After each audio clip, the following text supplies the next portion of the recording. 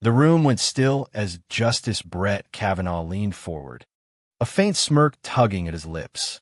His low chuckle echoed off the marble walls, dismissive and cutting, as Congresswoman Jasmine Crockett stood at the podium. She didn't blink, dressed in a sharp emerald green suit that stood out against the dark wood around her. She held her ground. That laugh wasn't just a sound, it was a spark, and everyone in the chamber knew it. Reporters stopped typing, sensing a moment about to explode. Crockett's voice sliced through the silence. Something funny about constitutional rights. Justice Kavanaugh? The words hung heavy, daring him to answer. What followed would mark her as more than just a freshman representative from Texas. She was about to become the name no one in that chamber or across the country could ignore. Before this face-off, Kavanaugh had sat comfortably in his role, a justice since 2018, with years on the bench and a Yale pedigree. He projected authority that was rarely questioned. Known for his conservative takes on voting rights, he often treated challenges as little more than annoyances. Crockett, however, wasn't built to be dismissed. Before Congress, she had fought as a civil rights attorney in Texas, battling voter suppression laws firsthand. That experience was exactly why she was chosen to argue here, in a case that could decide the future of voting rights for millions. At stake wasn't just one law. It was the principle of who gets easy access to the ballot box and who faces barriers. Kavanaugh represented the strict, state control view. Crockett embodied the fight for access, especially for communities too often left out. The contrast couldn't have been sharper. A justice in his elevated black robe versus a congresswoman below him in bright green, looking up but refusing to bow. She began with hard numbers. Studies from universities showed how voter ID laws hit low-income, elderly, and disabled citizens hardest. Many couldn't afford time off work or lacked transportation to distant DMV offices. She pointed out how this law eliminated Sunday voting, gutting the souls to the polls tradition in black churches, and cut early voting hours relied upon by working families. None of this was random. She Arget was targeted. Kavanaugh leaned in, his tone skeptical. Congresswoman, every state has some voter ID law. Are you saying they're all discriminatory? Her reply was calm, steady. No, Justice. I'm saying this law creates barriers that aren't reasonably deliberate obstructions. The chamber tightened. Justice Thomas and Justice Alito exchanged glances. Justice Jackson sat straighter, listening closely. Crockett pressed on, pointing to county maps and closed DMV offices. The evidence was clear, and the tension grew thicker by the second. Kavanaugh tried again. The Constitution doesn't guarantee convenience, he said, tapping his pen.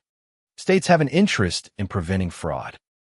With respect, Crockett countered, there's no evidence of widespread fraud to justify these measures. We must weigh state interests against the fundamental right to vote. And then came the moment, as she cited a 1965 precedent. Kavanaugh smirked again, letting out that laugh, the kind of laugh you give a rookie making a naive mistake. The sound carried through the chamber.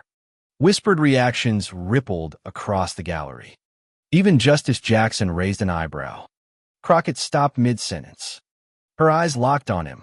Something funny about constitutional rights. Justice Kavanaugh? The silence that followed was electric. Kavanaugh, caught off guard, tried to recover. I was only noting that the precedent has been narrowed. Then explain that. She shot back, instead of laughing. Because the millions of Americans whose rights are at stake deserve more than a chuckle. The room froze. Even Chief Justice Roberts shifted uncomfortably, ready to intervene. But Crockett wasn't finished. She turned to the screen where her team displayed a quote Kavanaugh's own words from a prior case. You wrote, she said, her voice cutting through the chamber. Voting regulations that place disproportionate burdens on identifiable groups require heightened scrutiny to ensure the right to vote is not impaired. The smirk was gone. Kavanaugh's face flushed as her words echoed his own standard back at him. She pressed harder, pulling another quote from a 2021 speech he'd given about consistency being the cornerstone of judicial integrity. I couldn't agree more. Justice, she continued, and by your own standard, this law fails.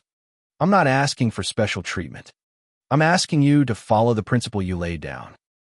The weight of her argument landed like a gavel strike. Journalists froze. Scribbles forgotten. Even the justices leaned in. For the first time, Kavanaugh was on the defensive, shuffling through his notes. Crockett's voice grew stronger.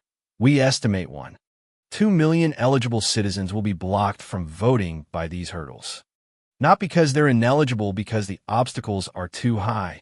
Intentionally so. The right to vote protects all other rights.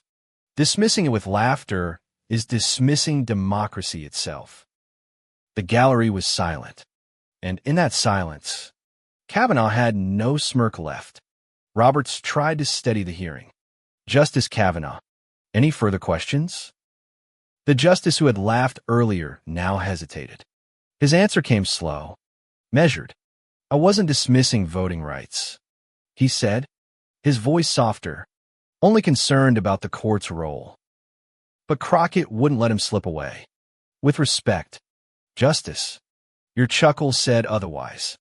And the role of this court is exactly what you wrote, to apply heightened scrutiny when fundamental rights are threatened. I'm asking you to uphold your own philosophy. When Crockett returned to her seat, the impact was undeniable. She had turned a moment of dismissal into a masterclass of constitutional argument. By noon, the clip of her confrontation was everywhere. Crockett's shutdown was trending, paired with no laughing matter. Analysts on both sides admitted she came prepared, ready to flip his own record against him. By evening, senators who had been undecided on voting rights legislation publicly shifted their stance. In the days that followed, the moment grew beyond one chamber. Community organizers used her words to fuel registration drives. Law schools dissected her strategy in lectures. Thousands of people flooded her office with stories of voting struggles and gratitude for her defense. A green blazer like hers suddenly symbolized power and resolve. Kavanaugh, for his part, kept quiet, though at a later law school event he stressed the need for professional respect in the courtroom. His supporters claimed the laugh was misunderstood, but few could argue against the image of a justice dismissing a congresswoman fighting for voting rights. And then came the ruling. 6 weeks later, the court, in a 6-3 decision, upheld most protections Crockett had argued for.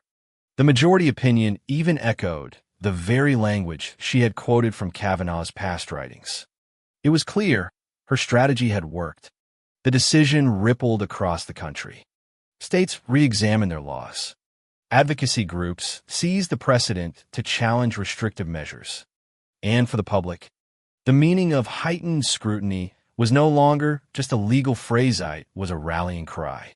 For Jasmine Crockett, the freshman congresswoman who walked into that chamber facing the odds, the outcome was more than legal victory.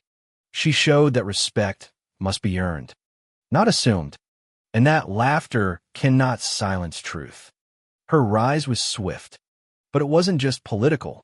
She became a symbol for law students, for voters, for anyone who had ever been dismissed.